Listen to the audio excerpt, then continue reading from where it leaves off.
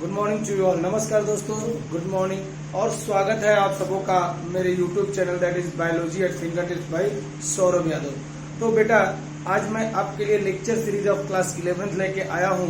जो हमारा टॉपिक चल रहा है that is mineral and nutrition.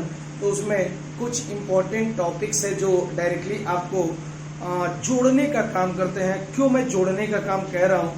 क्योंकि बेटा ये टॉपिक जो है थोड़ा बहुत आपको यहाँ पे अंडरस्टैंड होगा, और जब हम पढ़ेंगे ने एक जो चैप्टर है that is the transportation in plants, वहां पे क्लियरली आपको क्या होगा बेटा, क्लैरिफाई होगा कि क्या क्या कंसेप्ट है, क्या क्या।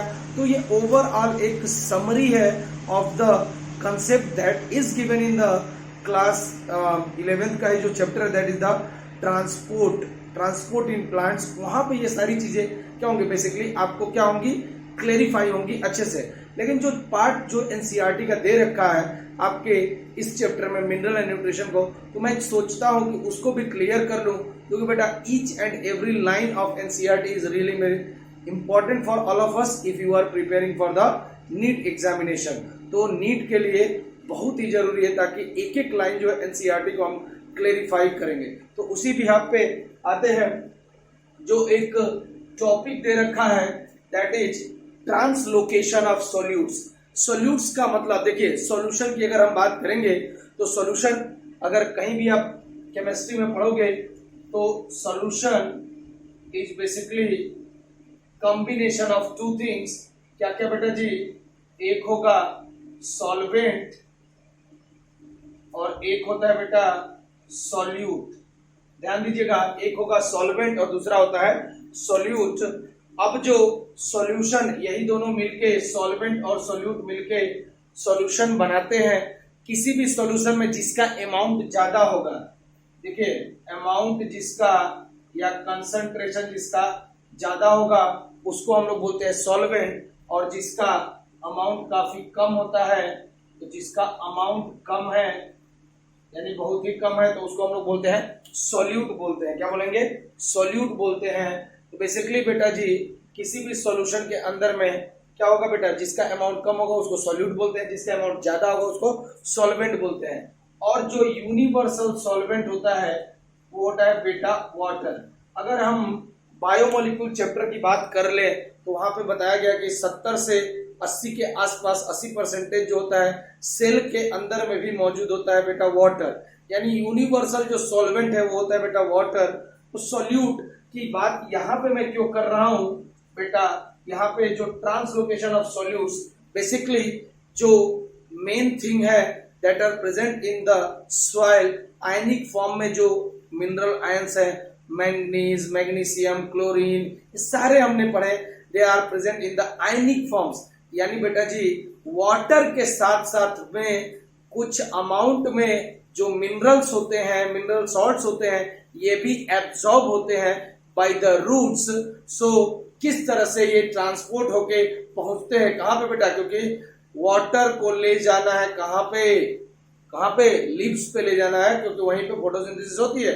तो ये वाटर के साथ में, चूंकि ध्यान रखिएगा जो एलिमेंट्स होते हैं, जो आयंस होते हैं, बेसिकली दे आर डिसॉल्व, ये डिसॉल्व फॉर्म में पाए जाते हैं आपके वाटर में। सो ये वाटर के साथ में मूव करके कहां पहुंचेंगे, लीव्स के आसपास में पहुंचेंगे। तो बेटा जी वाटर तो हो गया सॉल्वेंट, और उसके अंदर में जो चीजें डिसॉल्व हो गई वो क्या हो गई बेटा, सॉल्यूट्स। क्या हो गई?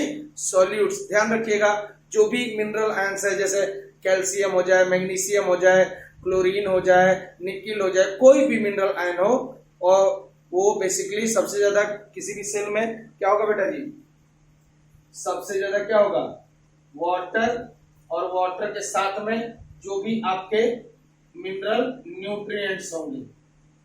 तो जो भी आपके मिनरल न्यूट्रिएंट्स होंगे ये किस फॉर्म में होंगे बेटा, इनका अमाउंट काफी कम होता है, तो ये सॉल्यूट के फॉर्म में होंगे, और वाटर कभी भी ज्यादा होगा तो इसको हम लोग बोलते हैं बेटा जी सॉल्वेंट। क्या बोलेंगे? सॉल्वेंट। तो देखते हैं, ये कोशिश करते हैं कि जो चीजें लाइंस दे रखी है एनसीईआरटी में उसको हम क्या करते हैं बेटा, कंसीडर करते हैं और बेसिकली समझने की कोशिश करते हैं। पहला दे रखा है मिनरल साल्ट्स, यानी वही जो भी आपके एलिमेंट्स है या आयंस है, are translocated through xylem along with a stream of water, यानी वाटर जो होता है जिस पाथवे से जाएगा उसी पाथवे से आपके मिनरल आयंस भी जाएंगे। बेसिकली बेटा वाटर में ही तो डिसॉल्व है, तो उसको छोड़ के जाएंगे, उसके साथ ही साथ जाएंगे। which is pulled up through the plant by transpiration pull। और ये जो ट्रांसपीरेशन पुल एक पैसिव प्रोसेस होता है, यानी पैसिव प्रोसेस हमने पढ़ा हुआ कि पैसिव प्रोसेस एक ऐसा प्रोसेस होता है जहां पे मूवमेंट किसी भी पार्टिकल का हाई टू लो कंसंट्रेशन होता है, from there high concentration to low concentration. तो कभी भी मूवमेंट किसी भी सॉल्यूट या सॉल्वेंट का मूवमेंट हो रहा है, हाई टू लो कंसंट्रेशन हो रहा है, तो वहां पे किसी भी एनर्जी की जरूरत नहीं पड़ती है। यानी जब एनर्जी की जरूरत नहीं पड़ेगी तो ये ट्रांसपोर्ट कहलाता है पैसिव ट्रांसपोर्ट। कौन सा ट्रांसपोर्ट? Passive transport. तो what is this transpiration pull? तो यहां मैंने दिखाने की कोशिश की है, समझाने की कोशिश की है। देखिए बेसिकली ये वाटर मॉलिक्यूल्स है। मान लीजिए वाटर मॉलिक्यूल्स ज्यादा हैं आपके कहां पे? सॉइल के अंदर में।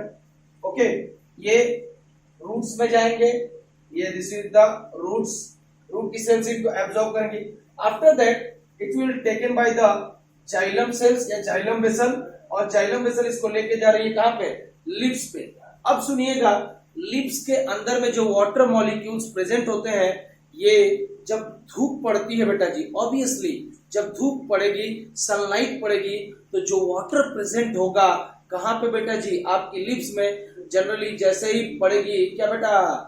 सनलाइट पड़ेगी, स्टोमाटा ओपन होगा, तो ये बेटा वाटर कहां निकलेगा? बाहर, क्योंकि स्टोमाटा तो ओपन होता है एक्सचेंज ऑफ गैसेस के लिए। तो बेटा जी जैसे ही स्टोमाटा ओपन होगा, ये water in the form of vapour क्या होगा बेटा?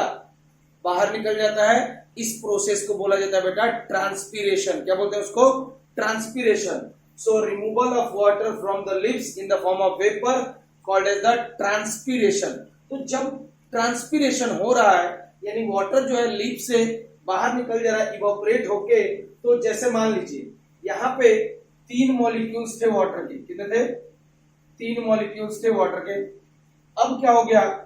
2 मॉलिक्यूल्स जो हो गए वाटर के, वो वेपर के फॉर्म में उड़ गए, यानी कि वेपराइज हो गए। ओके जी, ध्यान से सुनिएगा।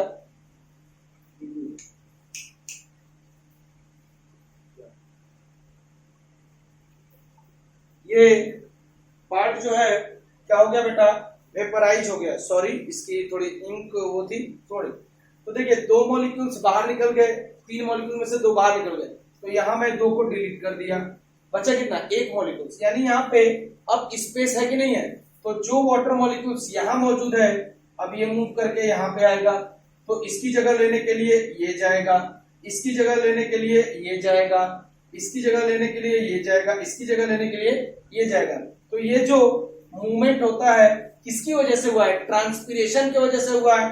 ट्रांसपीरेशन की वजह से ही मॉलिक्यूल्स बाहर निकले हैं, तो उनको स्पेस को ऑक्युपाई करने के लिए ये आगे गया है, इसकी स्पेस को ये, इसकी स्पेस को ये, इस तरह से एक दूसरे को ऑक्युपाई करते हैं। तो ये जो पुल होता है इसको हम लोग बोलते हैं ट्रांसपीरेशन पुल। क्या कहते हैं बेटा? Transpiration pull. सो ट्रांसपीरेशन पुल के माध्यम से ही आपका पूरा का पूरा वाटर मूव करता है from the roots to the leaves. याद रखिएगा। और जब ये ट्रांसपीरेशन पुल के माध्यम से ही मूव कर रहा है, तो उसी के अंदर में आपके मिनरल आयंस भी होंगे, वो भी मूव करते हैं। सो याद रखिएगा, ये जो लाइन दे रखे मिनरल साल्ट्स आर ट्रांसलोकेटेड। और मुझे भी मालूम है, आप लोगों को भी मालूम है कि वाटर का movement from the root to the leaves, याद रखिएगा, रूट से लीव्स तक क्या किसका मूवमेंट? वाटर का मूवमेंट जो कराता है उसकी एक स्पेशल वेसल होती है, जिसको हम लोग किस नाम से जानते हैं बेटा? Xylem vessel. क्या कहेंगे? Xylem vessel. याद रखिएगा, तो रूट से लिप्स तक जब वाटर पहुंचता है, किसकी मदद से पहुंचेगा? जाइलम वेसल की मदद से पहुंचेगा। तो पहला, आई थिंक जो पहला पॉइंट है वो आपको क्लियर हो गया होगा कि मिनरल साल्ट कभी भी ट्रांसलोकेटेड होंगे जाइलम की मदद से, along with the stream of water, यानी कि जिस हिसाब से वाटर जाता है, तो वाटर का मूवमेंट होता है ट्रांसपीरेशन पुल से। तो उसी ट्रांसपीरेशन पुल या उसी पैसिव मूवमेंट की वजह से क्या होगा बेटा जी? आपके मिनरल सॉल्ट्स का भी क्या होगा? डिफ्यूज होगा या फिर सिंपली ट्रांसलोकेशन होगा। नोट डाउन कर लीजिएगा। दिस इज द फर्स्ट और इंपॉर्टेंट पॉइंट दे रखा है।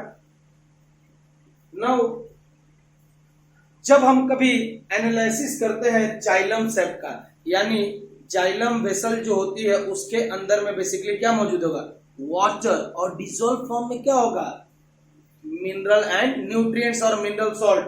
तो जाइलम सेप होगा water along with dissolved nutrient जो उसके अंदर में डिसॉल्व होंगे, shows presence of mineral salts in it, यानी जब आप जाइलम सेप, मैंने तो लिख दिया है एनसीईआरटी में केवल जाइलम सेप दे रखा है तो आपको पता ही नहीं चलेगा व्हाट इज दिस जाइलम सेप। तो याद रखिएगा जाइलम सेप कुछ नहीं है बट इट बेसिकली है क्या बेटा जी, combination of water plus dissolve ions. Note down कर लीजिएगा। तो it shows the presence of mineral salts in it. अब कैसे हमको पता लगेगा कि ये जो बायोकेमिकल पाथवे है, यानी मूवमेंट जो है वाटर का वो रूट से लिप्स की तरफ है कि लिप्स से रूट की तरफ है, तो इसके लिए कुछ रेडियो आइसोटोप्स का यूज किया जाता है as a tracer technique, trace करने के लिए कि मूवमेंट जो हो रहा है पार्टिकुलर एलिमेंट का वो रूट से लिप की तरफ हो रहा है कि लिप से रूट की तरफ हो रहा है। So use of radio isotope of mineral elements are substantiate the view that they are transported to the xylem. तो कभी कभार हम लोग क्या करते हैं, कुछ एलिमेंट्स के यानी कुछ आइसोटोप्स यूज करते हैं। Sometimes isotope of hydrogen, carbon, phosphorus, sulphur and isotope of iodine, इसका हम लोग यूज करते हैं in order to trace the pathway of the biochemical reaction. Suppose कर लीजिए कि ये कोई प्लांट है, ओके, ये इसका रूट हो गया, यहां पे मान लीजिए कोई भी मिनरल आयंस है, जैसे मान लीजिए पोटेशियम है, ठीक है। अब हमने क्या किया, इस पोटेशियम को ऊपर लोड कर दिया, छोटा सा बहुत ही कम अमाउंट में क्या डाल दिया, यहाँ पे मान लीजिए हाइड्रोजन आइसोटोप डाल दिया, ओके। सो हाइड्रोजन का आइसोटोप ले लिया। अब देखते हैं कि ये हाइड्रोजन का आइसोटोप बेसिकली किस तरह से ट्रांसपोर्ट होता है। तो बेसिकली हमने देखा यहाँ पे जाइलम वेसल है और ये जाइलम वेसल क्या कर रही है, ये हीट ट्रांसपोर्ट कर रही है इस पोटेशियम आयन का, धीरे धीरे धीरे धीरे धीरे धीरे लेके कहां पे पहुंच गई, रूट से सीधे लेके पहुंच गई आपके लिप्स के आसपास में पहुंच गई। तो इसका मतलब, और इस पोटेशियम के ऊपर छोटा सा स्मॉल अमाउंट में ट्रेसर एलिमेंट्स का मतलब क्या होता है कि जो भी एलिमेंट्स है वो बहुत ही स्मॉल क्वांटिटी ली है। तो हमने हाइड्रोजन आइसोटोप को बहुत ही स्मॉल क्वांटिटी पे लोड कर दिया है पोटेशियम पे। तो जब हमने देखा कि जाइलम, ये पोटेशियम मूव कर रहा है, बेसिकली ये हाइड्रोजन आइसोटोप भी उसके साथ मूव कर रहा होगा। तो आइसोटोप मूव कर रहा है, पहले यहां से आया रूट में, रूट से स्टेम, स्टेम से होते हुए लिप्स में गया, यानी एक पाथवे को दिखा रहा है, जिसकी वजह से हमें ये कंफर्मेशन मिलेगी कि बेटा जी ये जो आपका क्या है, जाइलम वेसल ही है, जिसके थ्रू क्या ट्रांसपोर्ट होता है, वाटर, और वाटर के साथ साथ में जो भी आपके मिनरल एलिमेंट्स होंगे वो भी ट्रांसपोर्ट होते हैं। सो नोट डाउन कर लीजिएगा, radio isotopes of mineral elements, यानी कि कुछ कुछ जैसे रेडियो आइसोटोप ऑफ कार्बन ले लिया, रेडियो आइसोटोप ऑफ सल्फर ले लिया, फास्फोरस ले लिया, कुछ भी ले लिया, इसके जगह पे और भी ले सकते हैं, हाइड्रोजन आइसोटोप ले सकते हैं, सल्फर ले सकते हैं, कोई भी लिख लीजिए। ये बेसिकली यूज करते हैं ताकि हमको पता चल सके कि भैया इसका ट्रांसपोर्ट जो है बेसिकली किस हिसाब से हो रहा है। तो इसीलिए इनको रेडियो आइसोटोप को हम लोग ट्रेसर एलिमेंट भी बोलेंगे। क्यों? क्योंकि वो ट्रेस कर रहा है, क्या कर रहा है, पता लगा रहा है कि पाथवे ऑफ बायोकेमिकल रिएक्शन, यानी किस तरह से जाइलम वेसल वाटर के साथ साथ में आपके मिनरल एलिमेंट्स को लेके जा रहा है from the roots to the lips. Note down कर लीजिएगा। अब आ जाइए, जो नेक्स्ट टॉपिक दे रखा है उसको हम जरा डिस्कस कर लेते हैं, that is mechanism of absorption of elements. ठीक है, तो ये बड़ा इंपॉर्टेंट टॉपिक है, that is mechanism of absorption of elements. देखते हैं किस तरह से एलिमेंट्स का एब्जॉर्प्शन होता है in the case of plants. तो सबसे पहले अगर हम बोलें soil is the basic reservoir of all the essential elements that are found in it. Because क्योंकि मुझे भी मालूम है बेटा कि बेटा जो भी एलिमेंट्स होंगे, जो भी एलिमेंट्स है, चाहे माइक्रो एलिमेंट्स है चाहे मैक्रो एलिमेंट्स है, they are generally present where, they are present in the soil. तो जो भी एलिमेंट्स होंगे वो सबसे पहले एब्जॉर्ब होंगे, क्या होंगे बेटा जी, एब्जॉर्ब होंगे by the root hair cells. किस सेल्स के द्वारा, रूट के पास में कुछ हेयर सेल्स होती है जिसको हम लोग बोलते हैं hair like structure, root hair cells. Then वो सेल के अंदर में जाएंगे। तो पहले जो एब्जॉर्प्शन होता है वो होता है बाय सिंपल डिफ्यूजन। मतलब क्या होगा, देखिए ये है कोई प्लांट, ठीक है, ये प्लांट का है रूट रीजन। तो मैं रूट की सेल, एक सेल है, ये इसमें छोटी छोटी इस तरह से ये होती हैं, इस तरह से स्ट्रक्चर्स जो होते हैं इनको हम लोग बोलते हैं बेटा root hair cell, root hair cells. तो ये जो रूट हेयर सेल्स हैं इसी के अंदर में हम मान लेते हैं कोई एक सेल है, जैसे मान लो ये आपका रूट सेल्स है, ओके। अब सुनिएगा, रूट सेल्स के बाहर वाला जो रीजन जहां पे क्या बेटा सॉइल, तो soil is a reservoir of all the elements, यहीं पे सारी चीजें होंगी। सॉइल में मान लीजिए यहाँ पे पोटेशियम आयन का कंसंट्रेशन बहुत ही ज्यादा है, और ये जो रूट सेल्स है यहाँ पे, इसके बाहर में ये जो रूट हेयर सेल्स है, ओके, यहाँ पे पोटेशियम आयन का कंसंट्रेशन काफी कम है। ध्यान से देखिएगा, क्या मैंने बोला, यहाँ पे जो सॉइल है वहां पे पोटेशियम आयन का कंसंट्रेशन ज्यादा है, और आपका ये जो रूट सेल्स है अंदर में लिख लीजिए जिससे आपको आसानी से, मान लीजिए यहाँ पे कंसंट्रेशन बहुत ही कम है। तो जब कभी भी मूवमेंट होगा from the high concentration to the low concentration, तो इसको हम लोग बोलते हैं बेटा डिफ्यूजन। क्या बोलते हैं, डिफ्यूजन। तो जनरली ध्यान रखिएगा, सॉइल के अंदर में सारे एलिमेंट्स मौजूद होते हैं। ये एलिमेंट्स सबसे पहले एब्जॉर्ब होते हैं रूट सेल्स के द्वारा by the generally by the simple diffusion, यानी पैसिव प्रोसेस के द्वारा होगा। कभी कभार एक्टिव भी होता है, लेकिन अगर जनरली बात करें तो सिंपल डिफ्यूजन के द्वारा ही होगा, क्योंकि डिफ्यूजन मैंने बता दिया, movement of particle from there high concentration to the low concentration is called as diffusion. तो जब कभी भी हाई टू लो कंसंट्रेशन होगा, मूवमेंट होगा, तो उसको हम लोग बोलते हैं बेटा डिफ्यूजन। तो लिख लीजिएगा पहला point, soil is main source of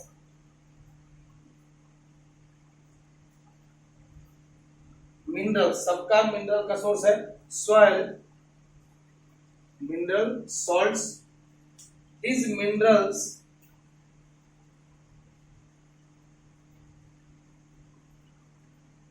these minerals are mainly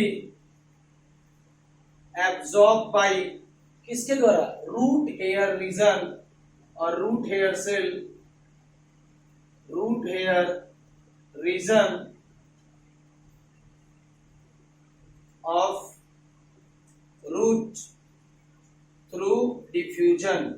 किसकी मदद से होगा बेटा जी, डिफ्यूजन के मदद से होगा। जनरली हम बात कर रहे हैं, कभी कभार एक्टिव पैसिव हम देखेंगे। जनरली अगर बात करेंगे तो सॉइल से आपका जो मिनरल सॉल्ट्स आएंगे रूट हेयर सेल्स में बाय द सिंपल डिफ्यूजन। पहले ये पॉइंट नोट आउट करेंगे।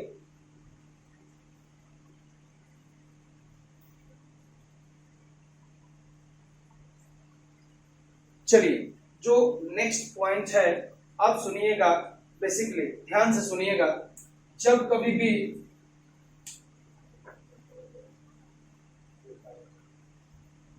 जो मूवमेंट होता है आयंस का, the movement of ions is known as flux. क्या बोलते हैं बेटा, मूवमेंट, यानी कि जो आयन का मूवमेंट हो रहा है इसको हम लोग बोलते हैं बेटा जी फ्लक्स। क्या बोलेंगे, फ्लक्स। अब हो सकता है कि कुछ आयंस का मूवमेंट सेल के अंदर में हो रहा होगा या कुछ सेल के बाहर हो रहा होगा। सही, तो सबसे पहले लिख लीजिएगा movement of mineral ions called as, उसको हम लोग बोलते हैं बेटा जी फ्लक्स। क्या बोलेंगे? फ्लक्स। तो जो मिनरल आयंस का मूवमेंट होता है उसको फ्लक्स बोलते हैं। अब सुन लीजिएगा, अगर मान लीजिए कोई सेल है, अगर मूवमेंट जो हो रहा है सेल के अंदर से बाहर की तरफ हो रहा है, मान लीजिए पोटेशियम आयन का मूवमेंट हुआ सेल के अंदर से बाहर की तरफ होगा, तो अंदर से बाहर होगा यानी आउटसाइड जा रहा है, तो इसको बोलते हैं बेटा ई फ्लक्स। क्या बोलेंगे? Efflux. या फिर suppose this is a cell और बाहर से कुछ ये पोटेशियम आयन सेल के अंदर में जा रहा है, तो इसको बोलते हैं बेटा इनफ्लक्स। सो नोट डाउन कर लीजिएगा, the inward movement of ions inside the cell. सो लिख लीजिएगा, द इनवर्ड यानी अंदर में जाएगा, the inward movement of ions inside cell. देखिए यहां पे क्या हो रहा है, आयन जो है पोटेशियम आयन सेल के अंदर में जा रहा है, तो इसको क्या बोला है? Influx. So the inward movement of ion inside the cell called as influx. क्या बोलेंगे उसको? इनफ्लक्स। और जो बाहर में निकलेगा तो उसको हम लोग क्या बोलेंगे? द आउटवर्ड मूवमेंट, जो बाहर में जा रहा है। सो द आउटवर्ड मूवमेंट, जो मूवमेंट बाहर की तरफ हो रहा है, the outward movement of ions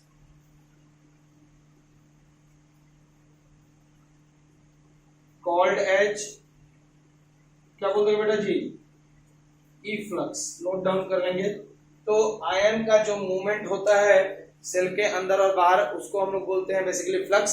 cell के अंदर होगा तो क्या बोलेंगे? इनफ्लक्स। सेल के बाहर होगा तो ई फ्लक्स। देख लीजिएगा, पहले नोट डाउन कर लीजिए इस पॉइंट्स को।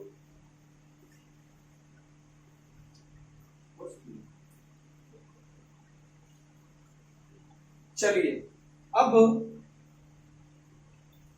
एनसीईआरटी की जब आप लाइंस पढ़ेंगे तो वहां दे रखा है कि हम जब कभी भी एब्जॉर्प्शन ऑफ एलिमेंट्स को जानने की कोशिश करते हैं, तो जब स्टडीज की गई हैं, the studies which have been performed in order to for the mechanism of absorption of elements, तो यहाँ पे बेसिकली हम क्या करते हैं, आइसोलेटेड सेल्स को ले सकते हैं या आइसोलेटेड टिश्यू या फिर आइसोलेटेड ऑर्गन्स को लेके परफॉर्म करते हैं कि किस तरह से कोई भी चीज सेल के अंदर में जा रही है या टिश्यू के अंदर में जा रही है या ऑर्गन के अंदर में जा रही है या टिश्यू के बाहर जा रही है, सेल के बाहर जा रही है, ऑर्गन के बाहर जा रही है। तो बेसिकली ये मैकेनिज्म की जब स्टडी की गई तो दो पाथवे हमारे पास आए। पहले लिख लेते हैं इस बात को, much of studies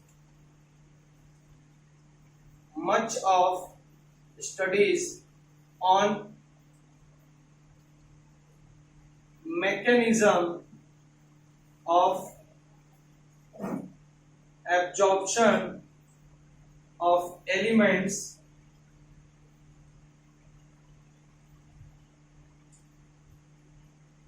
by plants और in plants भी कह सकते हैं, has been carried out in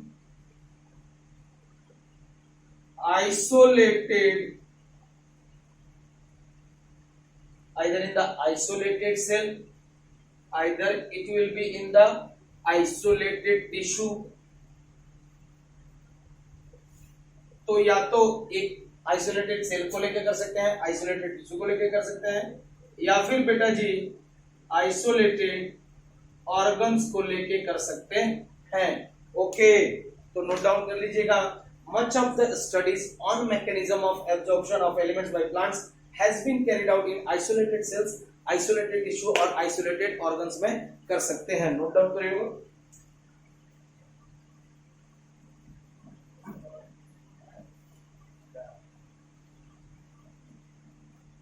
चलिए अब जो नेक्स्ट पॉइंट है जो आपको पढ़ना है, तो इन स्टडीज के बेसिस पे ये पता चला कि there are the two different processes that are employed for the absorption of elements in the plants.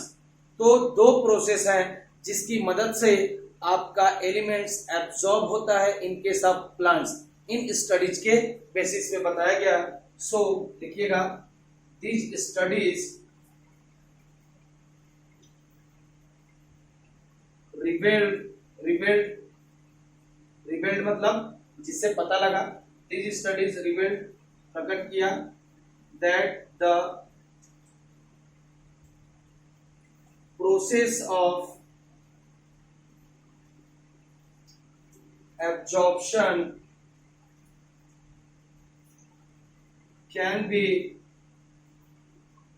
demarcated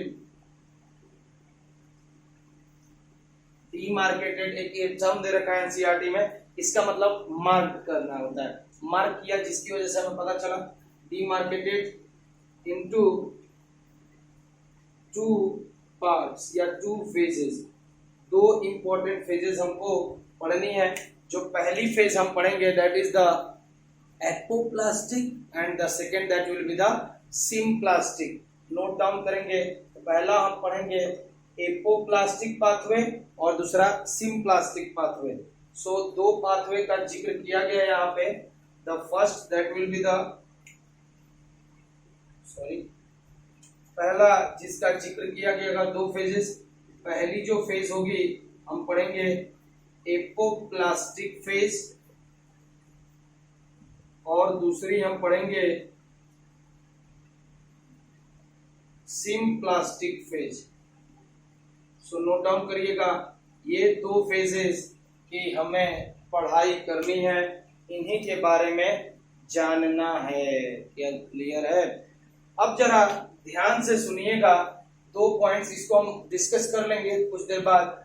जरा एक पॉइंट है जो आपको मैं बताना चाहता हूं, क्योंकि ये point is related to the transportation chapter. जो ट्रांसपोर्टेशन चैप्टर है हमारा, ट्रांसपोर्टेशन इन प्लांट्स, वहां पे ये एक बेसिक स्ट्रक्चर दे रखा है कि कौन कौन सी चीजें ट्रांसपोर्ट होती हैं, कहां कहां से ट्रांसपोर्ट होती है, एपोप्लास्टिक पाथवे किसको बोलते हैं और सिम्प्लास्टिक पाथवे किसको कहते हैं। तो पहले ये एक सिंपल सा डायग्राम है, आप देखिएगा पहले, बाद में इसको ध्यान से देखिए।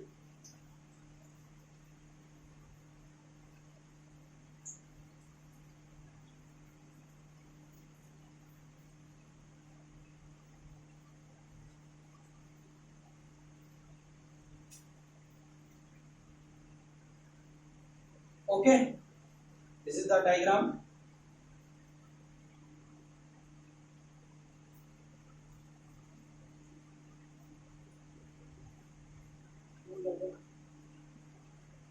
ध्यान से देखिएगा, जो सेल की सबसे बाहर वाली लेयर होती है उसको हम लोग क्या बोलते हैं बेटा जी? Cell wall. ये अंदर वाले को लिख लीजिए, मान लीजिए क्या है? प्लाज्मा मेम्ब्रेन या सेल मेम्ब्रेन। ठीक है। अब जो सेल मेम्ब्रेन के अंदर वाला हिस्सा होगा, यहाँ पे ये एक बड़ा सा दो स्ट्रक्चर बना दिया, इट इज कॉल्ड वैक्यूल। क्या बेटा जी? वैक्यूल। और प्लाज्मा मेम्ब्रेन के अंदर का जो भी पार्ट होता है उसको हम बोलते हैं बेटा साइटोप्लाज्म। क्या बोलते हैं? साइटोप्लाज्म। अब देखिएगा, चूंकि ये थोड़ा बड़ा मैं बना लेता हूं कुछ इस तरह से,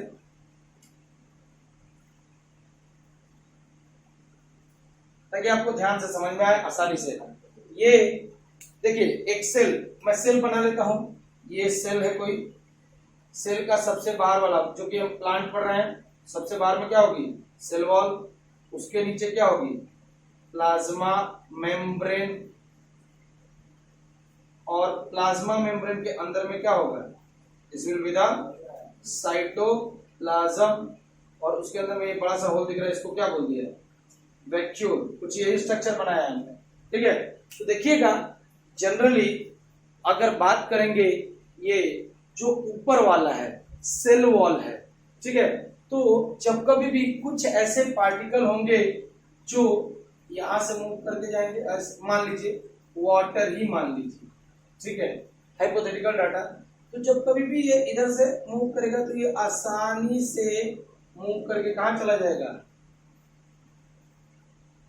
क्योंकि बेटा जी सुनिएगा, ये जो सेल वॉल का रीजन है इसके अंदर में आपको कहीं पे रुकावट दिख रही है क्या? कहीं पे कोई रुकावट नहीं होगी।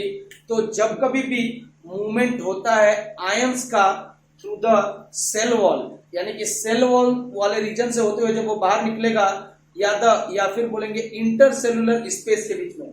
अभी इंटरसेलुलर क्या है देखिए, जैसे ये मान लीजिए एक सेल है, इसका ये सेल वॉल हो गया, ये दूसरा है इसकी ये सेल वॉल हो गई। ओके, इन दोनों के बीच में ये जो सेल के बीच में जो स्पेस दिख रहा है, इसकी ये स्पेस, इसी को क्या बोलते हैं बेटा? Intercellular space. तो दो सेल के बीच का स्पेस कहलाता है इंटरसेलुलर स्पेस। एक सेल के अंदर में होगा, वन सेल के अंदर में, that is called as the intracellular space. लेकिन दो सेल के बीच में होगा, ये एक सेल है, ये एक सेल है, इनके बीच में जो एक गैप दिख रहा है इसको बोलेंगे इंटरसेलुलर स्पेस। तो जब कभी भी मूवमेंट होगा, अब मान लीजिए मैं वाटर को मूव कराना चाहता हूं, इस देखिए वाटर को मूव कराना चाहता हूं, तो आसानी से वाटर इधर से इधर जा सकता है कि नहीं जा सकता है? अरे जा सकता है कि नहीं जा सकता है? या फिर ऊपर से नीचे लाओ, इधर से लाओ, कोई रुकावट ही नहीं है, कोई ऑब्स्टेकल नहीं है, इधर से भी जा सकता है।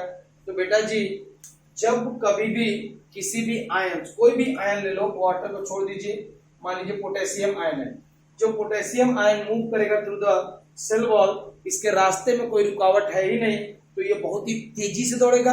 अगर मान लीजिए सपोज करिए कहीं पे रनिंग हो रही है, ठीक है, आप बहुत तेज दौड़ रहे हो, अगर आपके सामने ऑब्स्टेकल है, यानी सीधी सी बात है कांटे डाल दिए गए, तो कांटे डाल दोगे, कांटा गड़ जाएगा तो स्पीड स्लो होगी, कम होगी, ऑब्वियस सी बात है, कांटा गड़ जाए स्पीड क्या हो जाएगी? स्लो, क्योंकि वो ऑब्स्टेकल है आपके लिए, उसको आपको फिर निकालोगे तब तेजी से दौड़ पाओगे, ठीक है। लेकिन अगर मान लीजिए एकदम प्लेन रोड है, कोई नहीं है, मस्ती से दौड़ेगा, तो वहां कोई ऑब्स्टेकल नहीं होगा, तो आपका स्पीड क्या होगा? इंक्रीज होता रहेगा, रैपिड मूवमेंट होगा। तो बेटा जी जब कभी भी कोई भी आयन सेल वॉल या फिर इंटरसेलुलर स्पेस से मूव करता है तो उसको बोलते हैं क्या बेटा? Apoplastic pathway. इस पाथवे को हम बोलते हैं एपोप्लास्टिक या एपोप्लास्टिक पाथवे। याद रखिएगा, जब कभी भी मूवमेंट होगा किसी भी आयन का या फिर किसी भी एलिमेंट्स का, सेल वॉल से होते हुए बाहर निकलेगा, क्योंकि यहाँ पे कोई आपका ऑब्स्टेकल नहीं दिख रहा है, तो बहुत ही तेजी से आयन मूव करेगा। लेकिन बेटा जी जब आप बात करेंगे प्लाज्मा मेम्ब्रेन, प्लाज्मा मेम्ब्रेन के अंदर में क्या है? साइटोप्लाज्म। तो बेटा जी एक सेल का साइटोप्लाज्म दूसरे सेल के साइटोप्लाज्म से, दिस इज ऑल्सो, ये यहाँ का साइटोप्लाज्म हो गया और वो उसका साइटोप्लाज्म। तो इन दोनों को कनेक्ट करने के लिए जो बीच में जो दिख रहा है, इसको हम लोग बोलते हैं बेटा प्लाज्मोडेस्माटा। लिख लीजिएगा कहीं पे, it connects the cytoplasm of adjacent cell. Okay बेटा जी, ये वाली जो है आपका सेल ए है, मान लीजिए, ये वाली आपकी सेल क्या है? सेल बी है। ओके, सेल ए है और ये क्या है? सेल बी है, ध्यान रखिएगा। तो प्लाज्मोडेस्माटा एक कनेक्शन होता है जो कनेक्ट करता है साइटोप्लाज्म ऑफ एडजेसेंट सेल। जैसे ये कोई सेल है, ये कोई सेल है, मान लो इसके अंदर में साइटोप्लाज्म है, इसके अंदर में भी साइटोप्लाज्म है, ये दोनों साइटोप्लाज्म एक कनेक्शन से जुड़ा होगा, this connection is called as the plasmodesmata. अब बात करते हैं साइटोप्लाज्म की। देखिएगा बेटा जी, साइटोप्लाज्म में बहुत सारे कंपोनेंट्स मौजूद होते हैं। जैसे अगर आप आगे जाओगे साइटोप्लाज्म में, आप एक बड़ा सा वैक्यूल दिख ही रहा है, आपको दिख रहा है, ये इसको वैक्यूल कहते हैं। साइटोप्लाज्म में और भी चीजें पाई जाएगी, एंजाइम्स पाया जाएगा, क्लोरोप्लास्ट पाया जाएगा, फिर इसी में माइटोकॉन्ड्रिया पाई जाएगी, देखेंगे बहुत सारी चीजें पाई जाएंगी, गोल्गी एपरेटस पाया जाएगा, फिर आपका वैक्यूल, ये सारी चीजें। तो जब आप देख रहे होगे साइटोप्लाज्म में इतनी सारी चीजें, वैक्यूल है, क्लोरोप्लास्ट है, माइटोकॉन्ड्रिया, गोल्गी एपरेटस है। अब मान लीजिए यही पोटेशियम यहां से जा रहा है, यानी सेल वॉल से नहीं जा रहा है, अब सेल के अंदर से होके जा रहा है। तो बेटा पहले इसको कौन मिलेगा, वैक्यूल, वैक्यूल अंदर जाने नहीं नहीं हम नहीं जाने देंगे। तो बेटा ये रास्ता चेंज करेगा, ये इधर जाएगा, फिर इधर जाएगा, तब इधर जाएगा। अब मान लो यहाँ पे फिर वैक्यूल मिल गया, तो फिर ये रास्ता चेंज करेगा, फिर इस तरह से जाएगा, है कि नहीं। फिर से देख लीजिए, ये इधर से अगर जा रहा है तो ये मिल गया, तो रास्ता चेंज किया इस तरह से होते हुए। यानी जब मूवमेंट होगा किसी भी एलिमेंट का, कहां से, साइटोप्लाज्म वाले इलाके से, क्योंकि साइटोप्लाज्म में बहुत सारी चीजें मौजूद हैं, बहुत सारे ऑब्स्टेकल मौजूद हैं, तो यहाँ पे मूवमेंट क्या हो जाएगा बेटा, स्लो हो जाएगा। और याद रखिएगा साइटोप्लाज्म के थ्रू अगर कोई भी चीज मूव कर रही है देन दैट पाथवे, ये अंदर वाला जो पाथवे होगा इसको हम लोग बोलते हैं सिम्प्लास्टिक पाथवे। ध्यान रखिएगा। सो सिम्प्लास्टिक पाथवे के अंदर में बहुत सारे ऑब्स्टेकल हैं, बहुत सारी बाधाएं हैं, जैसे वैक्यूल हो गया, माइटोकॉन्ड्रिया, बहुत सारी चीजें को पार करके जाना पड़ेगा। तो यहाँ पे सिम्प्लास्टिक पाथवे जो होता है, यहाँ पे मूवमेंट क्या हो जाएगा, मूवमेंट काफी क्या हो जाता है, स्लो। तो स्लो यानी आयंस का मूवमेंट काफी क्या हो जाएगा, स्लो। लेकिन जब वो एपोप्लास्टिक पाथवे, क्योंकि यहाँ पे कोई ऑब्स्टेकल है ही नहीं, तो यहाँ पे एपोप्लास्टिक में मूवमेंट ऑफ आयंस क्या होगा, मूवमेंट ऑफ आयंस क्या होगा बेटा, फास्ट होगा। लिख लीजिएगा फास्ट होगा, नोट डाउन कर लेंगे, बड़ा इंपॉर्टेंट पॉइंट है।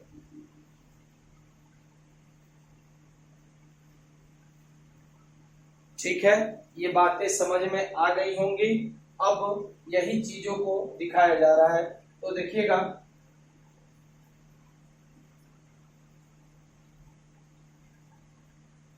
देखिए, तो कह रहा है in the first phase,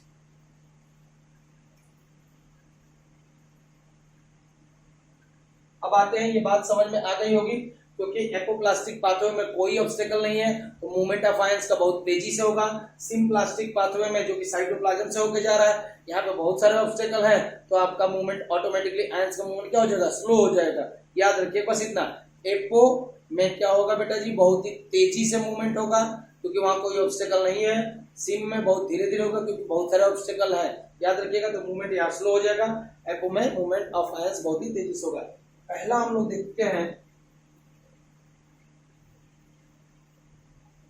in the first phase, पहली फेज की बात कर रहा है, एंड इनिशियल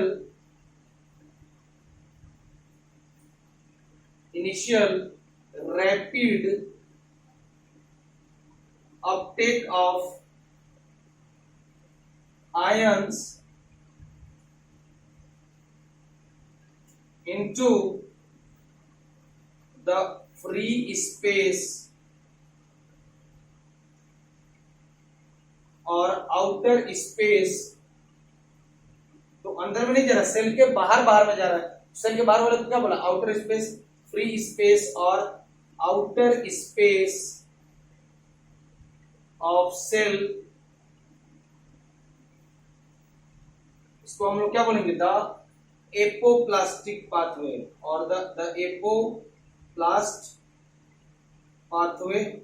जो पाथवे होगा उसको हमने क्या बोला, एपोप्लास्टिक पाथवे, जो बेसिकली कौन सी सेल के बीच में बोला, दो सेल के बीच में, that is the intercellular space, या फिर कहां से पास आउट करके जाएगा, सेल वॉल से, दिख रहा होगा ना, सेल वॉल से पास करके जाएगा, तो उसको बोलेंगे एपोप्लास्ट पाथवे, या तो सेल वॉल से या इंटरसेलुलर स्पेस से, याद होगा। सो एपोप्लास्ट पाथवे कहां से होगा बेटा, या तो इंटरसेलुलर स्पेस से पास करके जाएगा और सेल वॉल से पास आउट करके जाएगा, और सबसे important which is a passive process. ये कौन सा प्रोसेस है बेटा जी, पैसिव प्रोसेस। देखेंगे कैसे, देखिएगा। तो पहले मैं ऊपर वाला जरा डिलीट कर देता हूं, फिर इस बात को आपको समझाने की कोशिश करता हूं, सुनिएगा। देखिए क्या करें, इसको समझिएगा। आयंस आपके बेसिकली मौजूद है सॉइल में, ठीक है, यहां मान लीजिए ये आयंस है, तो आयंस बेसिकली कहां मौजूद होंगे बेटा जी? सॉइल में मौजूद होंगे। ये आयंस पहले किसके अंदर में जाएंगे? तो ध्यान रखिएगा, सेल के अंदर में नहीं घुस जाएंगे, सबसे पहले सेल के बाहर वाले रीजन में जाएंगे, तब ये सेल के अंदर में घुसेंगे। ऑब्वियसली देखिए, मान लीजिए ये कोई प्लांट सेल है, तो सबसे बाहर वाले रीजन क्या है? Cell wall. फिर इसके बाद क्या आएगा? Plasma membrane. फिर इसके बाद क्या आएगा? साइटोप्लाज्म। तो मान लो कोई भी आयन है, जैसे मान लीजिए पोटेशियम आयन है, सबसे पहले ये आएगा तो किसको पार करके जाएगा? सेल वॉल को। फिर कहां जाएगा? तो सेल बाहर वाला रीजन जो होगा उसको क्या बोलेंगे? Outer space. तब ये जाएगा आपके सेल के अंदर में, यानी प्लाज्मा मेम्ब्रेन को पार करके साइटोप्लाज्म के अंदर में जाएगा, तब सेल के अंदर में जाएगा। यानी पहले कहां होगा? सेल के बाहर, फिर जाएगा सेल के अंदर। नोट डाउन करिएगा दीपेश।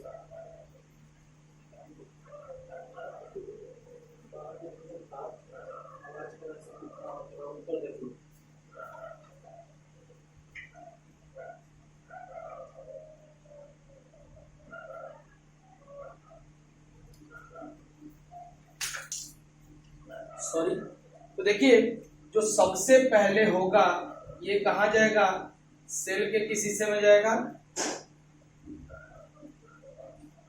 फ्री स्पेस, और इसी को क्या बोला? Outer space. क्या बोला? फ्री स्पेस या आउटर स्पेस में जाएगा, जो बेसिकली हमने अभी पढ़ा। फ्री स्पेस होता क्या है? या तो सेल वॉल या इंटर सेलुलर स्पेस में जाएगा सबसे पहले। तो यहाँ पे जनरली बोल रहा है, आप खुद बताइए सॉइल के अंदर में आयंस कम होगा कि ज्यादा होगा? बताइए बताइए। तो soil is a reservoir of ions, तो यहाँ पे आयंस का कंसंट्रेशन बहुत ही क्या होगा? ज्यादा। क्या होगा बेटा जी? ज्यादा होगा। सो यहाँ पे आयंस किस अमाउंट में है बेटा? आयंस प्रेजेंट है हाई अमाउंट में। किस अमाउंट में? या फिर यहाँ पे आयंस जो है उनका कंसंट्रेशन हाई है। आयन कंसंट्रेशन, या यहाँ पे लिख देता हूं high concentration of ion. High concentration of ions कहां पे बेटा? सॉइल के अंदर में। अब देखिए सॉइल के अंदर में हाई कंसंट्रेशन ऑफ आयंस है, लेकिन फ्री स्पेस, आउटर स्पेस में क्या है? बहुत ही कम, बहुत ही थोड़े, 2 4, बहुत ही कम। यानी यहाँ पे क्या बेटा? लो कंसंट्रेशन ऑफ आयन। तो यहाँ क्या है? लो कंसंट्रेशन ऑफ आयंस। अब अभी बताइएगा, कहीं पे भी कंसंट्रेशन एक जगह इतना ज्यादा है और एक जगह इतना है, तो जैसे ही कोई होल्ड करोगे तो मूवमेंट कहां से स्टार्ट होगा? हाई टू लो या low to high? Obviously from high to low चीजें जल्दी जल्दी जल्दी जल्दी क्या करेंगे बेटा? बहना स्टार्ट कर देंगी। तो यहाँ पे मूवमेंट जल्दी होगा या धीरे होगा? तो बताइएगा मूवमेंट क्या होगा? जल्दी होगा। तो यहाँ लिख लीजिएगा मूवमेंट क्या हो रहा है बेटा? काफी जल्दी जल्दी हो रहा है। और जल्दी जल्दी मूवमेंट मैंने बोला जहां कोई ऑब्स्टेकल नहीं होगा। कौन सा पाथवे? कौन सा पाथवे? Apoplast pathway. क्या बोलेंगे बेटा जी? Apoplast pathway. अभी इससे पहले बताया कि जब कभी भी सेल वॉल से या इंटरसेलुलर स्पेस से चीजें पास करेंगी, that pathway is known as the apoplastic pathway, और वहां पे कोई ऑब्स्टेकल नहीं है, तो मूवमेंट क्या होगा? काफी तेजी से होगा। या ये भी आप यहाँ पे दे सकते हो, आयंस का कंसंट्रेशन क्या है? ज्यादा। यहाँ पे आयंस का कंसंट्रेशन क्या है? कम। तो ध्यान रखिएगा, एक लाइन लिख लीजिएगा, movement of any elements from there high concentration to the low concentration is basically a type of passive process. तो ये डिफ्यूजन होता है, लेकिन याद रखिएगा क्या होगा बेटा? जब कभी भी मूवमेंट हो रहा है हाई टू लो, कोई एनर्जी की जरूरत नहीं होगी। सो मूवमेंट कहां से कहां हो रहा है? यहां से यहां की तरफ, from high concentration to low concentration, तो ये जो एपोप्लास्टिक पाथवे होगा, ये कौन सा प्रोसेस होगा? Passive process. नोट डाउन कर लीजिएगा। जो पहला है, आयंस जो आपके सॉइल में थे, ठीक है, सबसे पहले कहाँ जाएंगे? फ्री स्पेस और द आउटर स्पेस, या सिंपली सेल वॉल में या इंटरसेलुलर स्पेस में सबसे पहले पहुंचेंगे। चूंकि यहाँ पे कोई ऑब्स्टेकल नहीं है तो मूवमेंट काफी क्या होगा? रैपिड होगा। और मैंने पहले ही बोल दिया था, जब कभी भी मूवमेंट किसी भी आयन का हो रहा है थ्रू द इंटरसेलुलर स्पेस या फिर आपके सेल वॉल से होते हुए जा रहा है, तो इस पाथवे को बोला गया apoplastic pathway. Pathway is apoplastic pathway. अब आपने खुद ही बोला कि सर सॉइल में आयंस का कंसंट्रेशन क्या है? हाई, और फ्री स्पेस या outer space of the cell वहां पे कंसंट्रेशन क्या है? कम। तो जब कभी भी मूवमेंट होगा, ध्यान रखिएगा, कहीं पे भी याद रखिएगा, अगर मूवमेंट हो रहा है पार्टिकल का हाई टू लो कंसंट्रेशन, सीधी सी बात है, तो वहां पे कोई भी एनर्जी की रिक्वायरमेंट नहीं होती है, तो वो प्रोसेस होता है बेटा पैसिव प्रोसेस। क्या कहलाएगा? Passive process. ध्यान कर लीजिएगा, that process is called as the passive process. Note down कर लीजिएगा, that is called as the passive process. तो मूवमेंट कहां से हो रहा है? हाई कंसंट्रेशन से लो कंसंट्रेशन। तो इसको लिख लीजिएगा, जब कभी भी मूवमेंट हो रहा होगा, movement of ions from there high concentration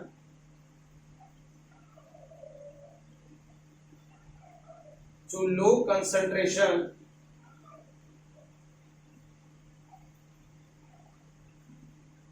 does not require energy।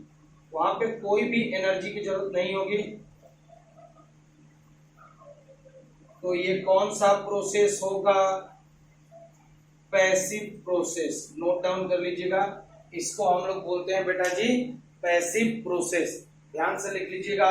कहीं पे यहाँ पे देखिए, ये यहाँ पे कोई एक वेसल है जहाँ पे यहाँ तक पानी भरा हुआ है, ठीक है, ए वेसल है। यहाँ पे कहीं किसी से सटके एक बी वेसल है, तो यहाँ पे यहाँ तक पानी भरा हुआ है। यानी हाई कंसंट्रेशन कहाँ है? ए वाले में। लो कंसंट्रेशन कहाँ है? यहाँ पे। ये भी इतना बड़ा ही है, बड़ा है, लेकिन यहाँ में पानी यहाँ तक भरा हुआ है, इसके अंदर में यहाँ तक भरा हुआ है। तो जैसे ही आप यहाँ पे कोई छेद करोगे यहाँ पे, तो मूवमेंट कहां से कहां होने लगेगा? From high concentration to low concentration होने लगेगा। यहाँ पे कोई एनर्जी की जरूरत नहीं पड़ती है, तो नहीं जरूरत पड़ती है। This process is called as the passive process. तो याद रखिएगा, जब कभी भी सॉइल से फ्री स्पेस या आउटर स्पेस में जाएगा, मूवमेंट क्या होगा? काफी रैपिड होगा। इस पाथवे को बोला एपोप्लास्टिक पाथवे। कौन सा प्रोसेस? कोई एनर्जी नहीं चाहिए, that is called as the passive process. Note down कर लीजिएगा इस पॉइंट को, बड़ा ही इंपॉर्टेंट पॉइंट है। अब जब यहाँ पे एक और पॉइंट दे रखा है, बेसिकली जो आपको पढ़ने के लिए जरूरत है, जो पैसिव मूवमेंट होता है, ये जो पैसिव प्रोसेस या पैसिव मूवमेंट हम लोग बोल रहे हैं, ये एपोप्लास्टिक पाथवे में यूजुअली दो चैनल्स के माध्यम से होता है। किसके माध्यम से? दो चैनल के माध्यम से। एक होगा आयन चैनल और दूसरा होता है ट्रांस मेम्ब्रेन प्रोटीन, जो कि सेलेक्टिव फोर्स की तरह इस्तेमाल किए जाते हैं। तो इसको लिख लीजिएगा, जैसे हम मानते हैं जो आप पढ़ोगे प्लाज्मा मेम्ब्रेन होती है, तो प्लाज्मा मेम्ब्रेन फोस्फोलिपिड बाइलेयर से बनी होती है। तो ये मान लीजिए, ये बेटा जी प्लाज्मा मेम्ब्रेन जो कि बनी होती है फोस्फोलिपिड बाइलेयर से, ठीक है, लिपिड की बनी होती है। लिपिड और फोस्फोरस का कॉम्बिनेशन होता है। अब चूंकि मुझे पैसिव मूवमेंट कराना है, क्या कराना है? Passive movement. तो ये तो याद ही है कि पैसिव कभी भी होगा तो हाई टू लो ही होगा। तो जैसे मान लीजिए, तो यहाँ पे जो फोस्फोलिपिड प्लाज्मा मेम्ब्रेन होती है, उसके अंदर में जिप अंदर में धसा हुआ होता है क्या जी बेटा? Transmembrane protein. Note down कर लीजिएगा, इसके अंदर में या तो मौजूद होगा ट्रांस मेम्ब्रेन प्रोटीन, और ये ट्रांस मेम्ब्रेन प्रोटीन जो होगा यही मदद करती है किस चीज में बेटा? यहाँ पे मान लीजिए कोई भी आयंस है या कोई भी एलिमेंट है, जो बेसिकली किस अमाउंट में बेटा, हायर कंसंट्रेशन में। मान लीजिए इसका ये हाई कंसंट्रेशन है, ओके। कोई भी एलिमेंट है जिसका यहाँ पे बहुत ही ज्यादा कंसंट्रेशन है, यानी HC लिख देता हूं, या हाई कंसंट्रेशन है। मान लीजिए यहाँ पे पोटेशियम आयन बहुत ज्यादा है और यहाँ पे पोटेशियम आयन बहुत ही कम है, 2 मॉलिक्यूल्स है, तो मूवमेंट जो होगा वो इस प्लाज्मा मेम्ब्रेन, जो कि बेसिकली क्या बेटा, फोस्फोलिपिड बाइलेयर है, तो ये आपका ये आयंस आसानी से या इधर से इधर नहीं जा सकते हैं, तो इनके मूवमेंट को कराने के लिए, फैसिलिटेट करने के लिए यहाँ पे ट्रांस मेम्ब्रेन प्रोटीन होती है जो आसानी से इन आयंस को यहाँ से यहाँ जंप करा देगी, तो that membrane is called as the transmembrane protein. तो यहाँ मूवमेंट कहाँ से हुआ है बताइए, तो सर बोलोगे सर हाई टू लो, तो कौन सा प्रोसेस है भैया बताइए, कौन सा प्रोसेस है, पैसिव प्रोसेस। कौन सा प्रोसेस, पैसिव प्रोसेस। चूंकि यहाँ पे कोई एनर्जी की जरूरत नहीं है, क्योंकि मूवमेंट क्या हुआ बेटा, high concentration to low concentration हो रखा है। फिर कुछ या तो ट्रांसमेम्ब्रेन प्रोटीन है वो मदद करते हैं आपके पैसिव प्रोसेस में, या फिर दूसरा जो होगा कुछ आपके आयन चैनल्स होते हैं। क्या होते हैं बेटा जी, आपके ये कुछ जो होते हैं आयन चैनल्स होते हैं, ये भी बेसिकली वही मदद करते हैं, या तो चीजों को, जैसे मान लीजिए यहाँ कहीं पे हायर कंसंट्रेशन है, मान लीजिए क्लोरीन का है, क्लोरीन माइनस में होता है, या फिर आप मान लीजिए सोडियम आयन, मान लीजिए फोस्फोरस, मान लीजिए कोई भी मान लीजिए यहाँ पे फोस्फोरस है ज्यादा अमाउंट में है, यहाँ पे फोस्फोरस क्या है कम अमाउंट में है, एक ही 2 एलिमेंट है, तो मूवमेंट हुआ from the high to low concentration. कौन कराया, आयन चैनल। तो ये किस चीज में मूवमेंट का, किस चीज में मदद कर बेटा, पैसिव मूवमेंट में। ओके जी, यहाँ पे भी ट्रांसमेम्ब्रेन प्रोटीन ये भी क्या करा रहा है, मूवमेंट करा रहा है from there high concentration to low concentration, तो ये भी किस चीज में मदद करा रहा है, पैसिव मूवमेंट में। अरे आई बात समझ में कि नहीं आई, तो याद रखिएगा। या उल्टा भी हो सकता है, अगर मान लीजिए इधर में हाई कंसंट्रेशन है, इधर में लो कंसंट्रेशन है, तो अंदर से बाहर चला जाएगा, या इधर हाई हो गया उधर लो हो गया तो अंदर से बाहर चला जाएगा। तो बेसिकली अगर बात करेंगे तो याद रखिएगा कि पैसिव प्रोसेस हमेशा होता है from there high concentration to low concentration, और इस पैसिव प्रोसेस को करने के लिए कुछ सेलेक्टिव पोर्स होते हैं, उन पोर्स का नाम है ट्रांसमेम्ब्रेन प्रोटीन या फिर आयन चैनल्स। क्या होते हैं, आयन चैनल्स। तो ध्यान रखिएगा, ये भी पॉइंट यहाँ पे नोट डाउन कर लेते हैं।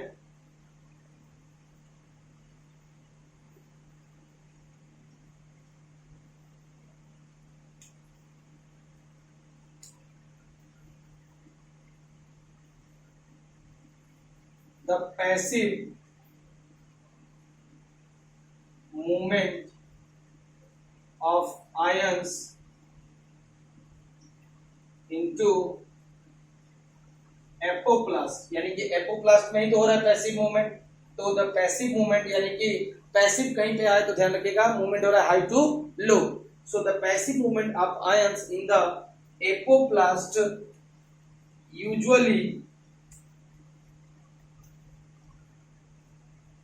यूजुअली occurs through, तो दो ही याद रखिएगा, पैसिव मूवमेंट हो रहा है एपोप्लास्ट में यूजुअली occurs through, दो चीजें मैंने बताई वही दोनों याद रखनी है।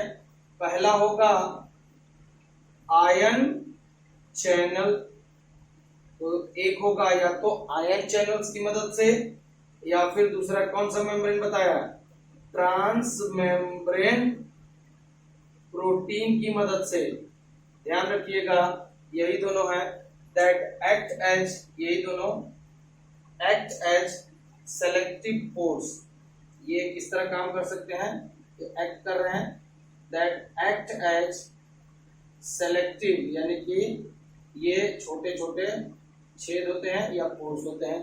तो याद रखिएगा सीधी सी बात बेटा, चूंकि सॉइल के अंदर में आयंस का कंसंट्रेशन ज्यादा है, तो सबसे पहले आयंस मूव करेंगे आपके कहां से, सॉइल से इनटू द फ्री स्पेस या आउटर स्पेस, जो कि सेल वाला रीजन है। वहां पे कोई ऑब्स्टेकल नहीं होगा, मूवमेंट काफी क्या होगा, फास्ट होगा। और मैंने पहले ही बता दिया था कि जब कभी भी मूवमेंट हो रहा है सेल वॉल वाले रीजन से या इंटर सेलुलर स्पेस से, उसको बोलते हैं एपोप्लास्टिक पाथवे, एपोप्लास्टिक पाथवे।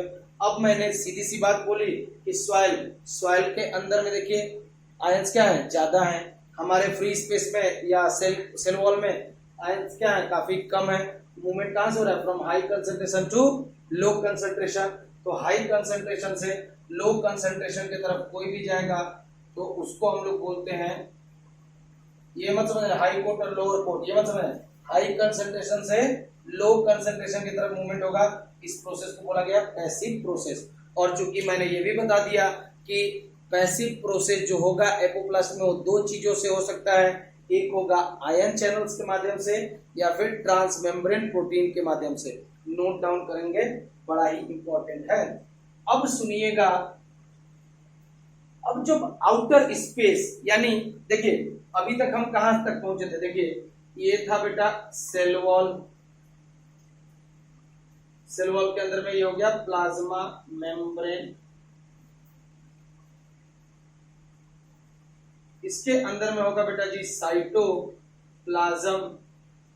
बेटा जी अभी तक जो मूवमेंट था वो कहां तक था, यही सेल वॉल रीजन तक आया था, सेल वॉल तक आया था, मान लो पोटेशियम यहीं तक पहुंचा था। तो इसको जो बाहर वाला था उसको हमने क्या बोल दिया, एपोप्लास्ट पाथवे। अब जब अंदर से होके जाएगा, साइटोप्लाज्म से होके जाएगा, तो उसको क्या बोला था, सिम्प्लास्टिक। और क्या बोला था कि बेटा बहुत सारे ऑब्स्टेकल होंगे आपके साइटोप्लाज्म में, बहुत सारे ऑर्गेनेलिज होंगे, माइटोकॉन्ड्रिया, राइबोज होंगे, सारी चीजें हमने बोली हैं।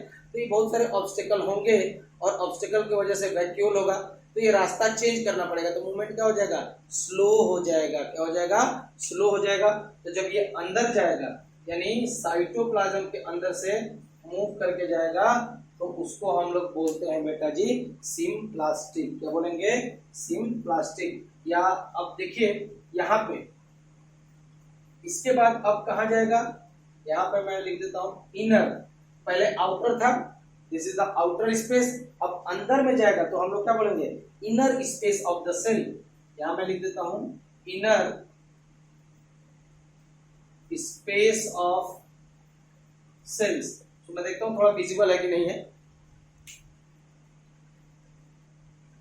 या चलिए ठीक है चलेगा,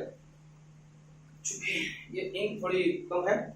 इनर स्पेस ऑफ सेल, यानी अब आउटर से हम कहा जाएंगे, सेल के अंदर में घुसने की कोशिश कर रहे थे। पहले कहा था सॉइल से आउटर पे है, अब आउटर से अंदर जा रहे हैं।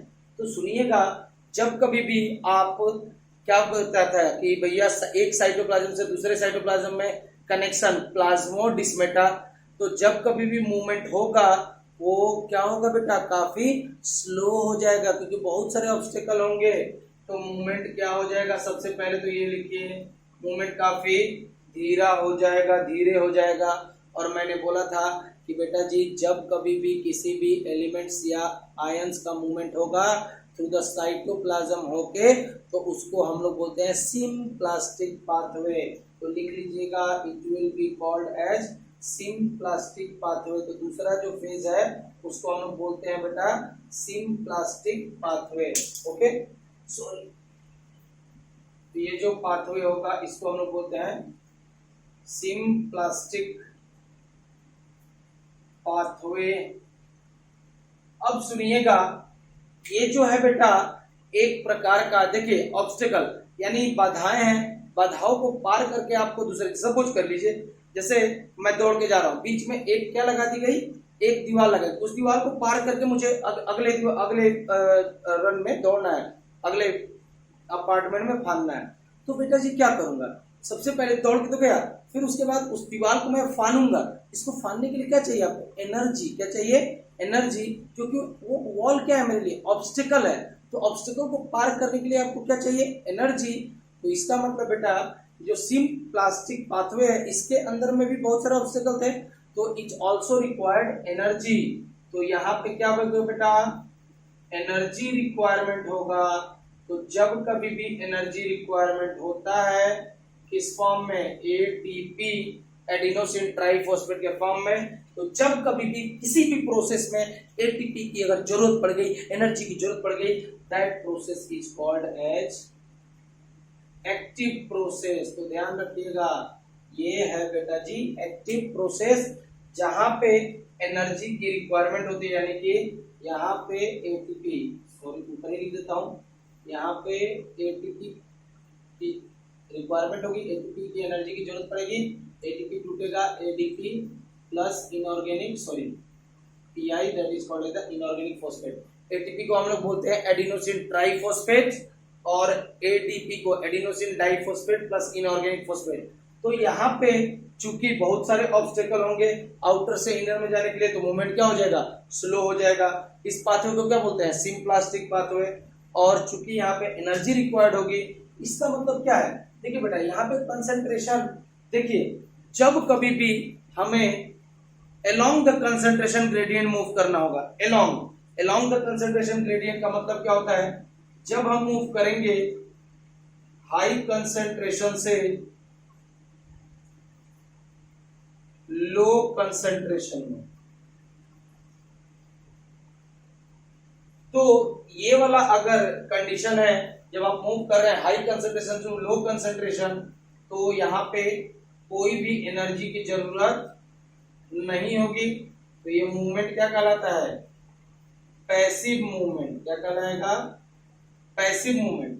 लेकिन अगर मान लीजिए आपको मूव करना है from the low concentration to the high concentration, ध्यान रखिएगा, अगर उल्टा कंडीशन हो गया, 10 लोग हैं और एक तरफ 50 लोग हैं, तो बेटा साउथ के हीरो तो हो नहीं कि 10 लोग हो 50 को संभाल लोगे, ठीक है, बड़ी मार खाओगे। इसी तरह से देखिएगा 10 मॉलिक्यूल्स है, 50 मॉलिक्यूल्स है, तो जब कभी भी यहाँ पे 50 मॉलिक्यूल्स की अपनी एक एनर्जी होगी ना, 50 मॉलिक्यूल्स की 10 मॉलिक्यूल्स की अपनी एनर्जी होगी, तो 50 मॉलिक्यूल्स नंबर में भी ज्यादा, तो उनकी एनर्जी भी क्या होगी, ज्यादा होगी 10 वालों के कंपैरिजन में। तो जब कभी भी मूवमेंट होगा 10 वालों की तरफ से 50 की तरफ में, तो आपको क्या देना पड़ेगा, धक्का। क्या देना पड़ेगा, धक्का। चिल करके धक्का दोगे, और धक्का का मतलब क्या दोगे, एनर्जी दोगे, तभी वो क्या करेगा बेटा, ताकतवर जो 50 है उनसे क्या कर पाएगा, फाइट कर पाएगा।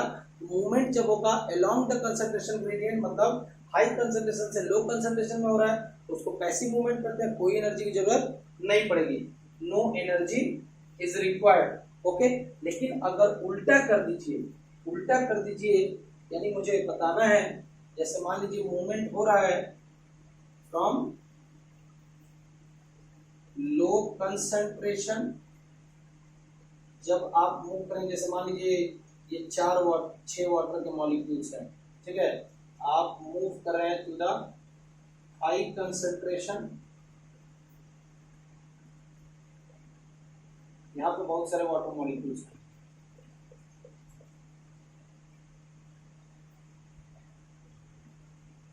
तो बेटा जी इतने कम मॉलिक्यूल्स, इन सबको एक ही सर्फ पे हरा सकते हैं जब मैं इनको क्या दूंगा, एनर्जी। सो जब कभी भी मूवमेंट होगा from low concentration to the high concentration, इसको हम लोग बोलते हैं against concentration gradient, against concentration gradient.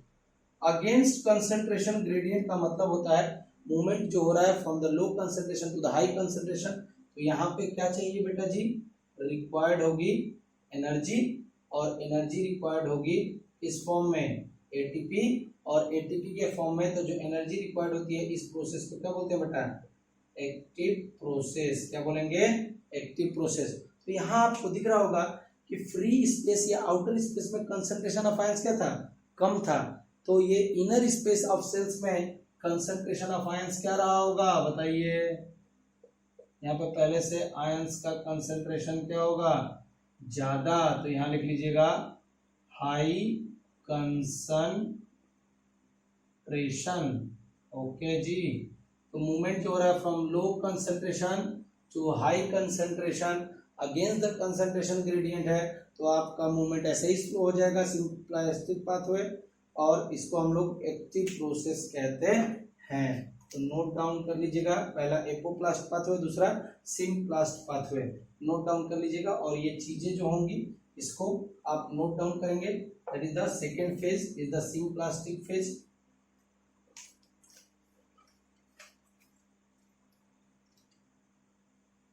So second, that is in the second phase, पहला फेज तो हो गया। In the second phase, the movement of ions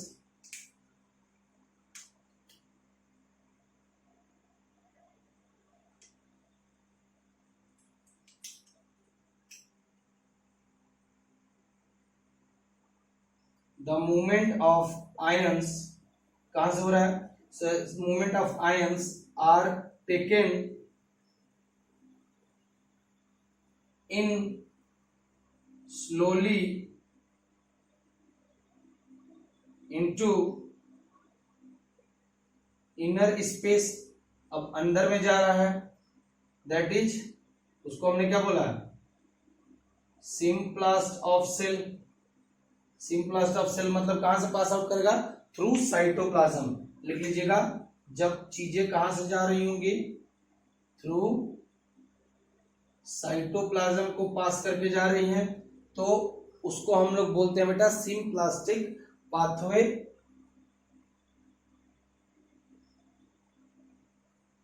for entry and exit. तो जब कभी भी आप साइटोप्लाज्म में घुसोगे या बाहर निकलोगे, आपको चाहिए एनर्जी। तो for entry and exit of ions to and from the simplast requires expenditure of energy। क्या चाहिए बेटा जी? एनर्जी, मेटाबॉलिक एनर्जी, या फिर लिख लीजिएगा ऑफ मेटाबॉलिक एनर्जी। तो इसीलिए क्या हो जाएगा? कौन सा प्रोसेस होगा? It is a active process. Metabolic energy which is an active process. So note down कर लीजिएगा। ये था बेटा जी all about, that is the mechanism of what बेटा? Absorption of mineral ions. देखिए, सबसे पहले सॉइल में आयंस का क्या था? हाई कंसंट्रेशन था। फ्री स्पेस में जाएगा, आपके सेल वॉल वाले रीजन में जाएगा, वहां कोई भी बाधा नहीं है, तो मूवमेंट काफी रैपिड होगा। जब मूवमेंट होगा आयंस का फ्रॉम जब वो पास करेगा सेल वॉल वाले रीजन से, तो इस पाथवे को बोलेंगे एपोप्लास्टिक पाथवे। और चूंकि जब मूवमेंट होगा from the high concentration to low concentration of ions, it doesn't require energy, energy की जरूरत नहीं पड़ेगी। तो कौन सा प्रोसेस होगा? Passive process. और पैसिव प्रोसेस दो चीजों से हो सकता है। एक तो मैंने बताया ट्रांसमेम्ब्रेन प्रोटीन से, और दूसरा क्या बताया मैंने? क्या बताया? आयन चैनल्स की मदद से। अब देखिए, फ्री स्पेस से आपका इनर स्पेस में जाएगा, तो यहाँ पे मूवमेंट, बहुत सारी बाधाएं होंगी। साइटोप्लाज्म के अंदर में वैक्यूल है, आपके बहुत सारी चीजें हमने बताई। साइटोप्लाज्म के अंदर में क्या क्या चीजें मैंने बताई, जरा मुझे गिनवा सकते हैं? तो साइटोप्लाज्म के अंदर में बहुत सारी चीजें थी। फॉर एग्जांपल आपका mitochondria, chloroplast, vacuole, Golgi apparatus, और भी इंजाइम्स है, बहुत सारी चीजें, सॉल्ट्स हो सकते हैं, कंसंट्रेशन। तो बहुत सारे ऑब्स्टिकल मौजूद हैं आपके इनर स्पेस ऑफ सेल में। तो बेटा जी, जब कोई भी मूवमेंट आयन जाएगा तो उनसे टकरा के फिर यहाँ टकरा गया। जैसे मान लो ये आ रहा था वाटर, मस्ती से यहाँ टकरा गया, तो फिर ये चेंज करेगा डायरेक्शन, फिर तभी तो आगे जाएगा। तो ये ऑब्स्टिकल है बीच में। तो जब कभी भी ऑब्स्टिकल होगा तो मूवमेंट स्लो होगा। मूवमेंट क्या हो जाएगा? स्लो। तो जब कभी भी मैंने बोल ही दिया था कि मूवमेंट होगा अगर साइटोप्लाज्म से हो रहा है, सेल के अंदर से हो रहा है, that is called as the symplastic pathway. और चूंकि मूवमेंट जो हो रहा है ऑब्स्टेकल को पार करने के लिए, जैसे मैंने बोला कि दीवार को पार करने के लिए क्या चाहिए? एनर्जी, तभी मैं उस साइड जा सकता हूं। तो सिम्प्लास्टिक पाथवे में एनर्जी रिक्वायर्ड होती है एटीपी के फॉर्म में। इसीलिए ये कौन सा प्रोसेस है? Active process. ये कौन सा था? Passive process. तो ये इनर स्पेस में पहुंचती है। ठीक है। सो ये आपका कुछ पार्ट था जो आपका बेसिक ही अगर आप समझे, क्योंकि इसको अगर आपको समझना होगा तो जो ट्रांसपोर्टेशन इन प्लांट्स चैप्टर दे रखा है उसको अगर हम करेंगे, वाटर पोटेंशियल, सॉल्यूट पोटेंशियल, बहुत सारे टर्म्स दे रखे हैं, तो तब जाके वो चीज़ें क्लियर होंगी। क्योंकि जो चीज़ें दे रखी थी एनसीईआरटी में उसको मैंने क्लैरिफाई किया। अगर आपको ये वीडियो अच्छा लगा हो तो काइंडली लाइक करें एंड सब्सक्राइब करें मेरे चैनल को। Thank you.